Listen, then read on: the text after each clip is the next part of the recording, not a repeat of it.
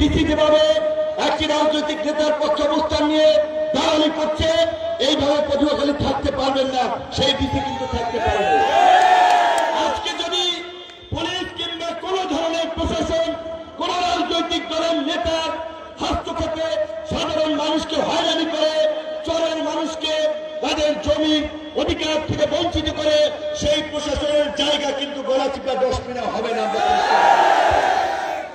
এবং বন্ধুগণ, আমি আপনাদেরকে একটু বলতে চাই, আমাদের চাঁদাবাজি ধান্দাবাজির আমাদের ইচ্ছা নাই। এই মঞ্চে যারা আছে কেউ অতীতে কিংবা বর্তমানে কোন ধরনের চাঁদাবাজি ধান্দাবাজি জুলুমের সাথে জড়িত ছিল না, ভবিষ্যতে থাকবে না। কাজে আজকে যারা ওই চোর দখল করে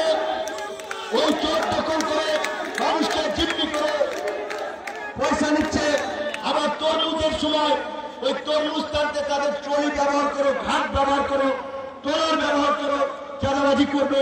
জেলেরা মাছ ধরতে গেলে তাদের কাছ থেকে চাঁদাবাজি করবে, থানার দালালি করে মানুষকে হয়রানি করবে। আমরা এই ব্যবস্থা থেকে মানুষকে মুক্তি দিতে চাই।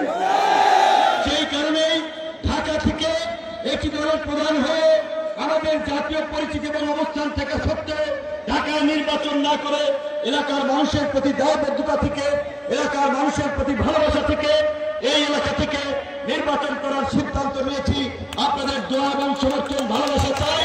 এইটুকু বলবো, আপনারা, আমি আপনাদের প্রতিনিধি, আমি পুলিশ বলেন, প্রশাসন বলেন, সরকার বলেন, কাউকে তোয়াক্কা করে নেই। সেটা সত্য, সেটা বলে গেছি, মানুষের পক্ষে লড়াই করে গেছি। ইনশাআল্লাহ আপনারা যদি আমার সাথে থাকেন, আপনাদেরকে নিয়ে আমরা আমাদের বিজয়ের লক্ষ্যে পৌঁছাবো ইনশাআল্লাহ। আজকে তাদের পেছনে অনেকেই আপনাদেরকে কটু কথা বলছে, ঢাকায় গিয়ে আমার সাথে দেখা করে, পেছনে আপনাদেরকে হুমকি দিচ্ছে, সার্কিট হাউসে গিয়ে আমার বলে, ভাই বোঝেন তো আছে একজনের সাথে। এই সমস্ত হুমকি ধমকিতে ভয়ভীতির কোনো কারণ নাই। সৎ সাহস নিয়ে এগিয়ে যান, আপনাদের বিজয় হবে ইনশাআল্লাহ। আসসালামু আলাইকুম।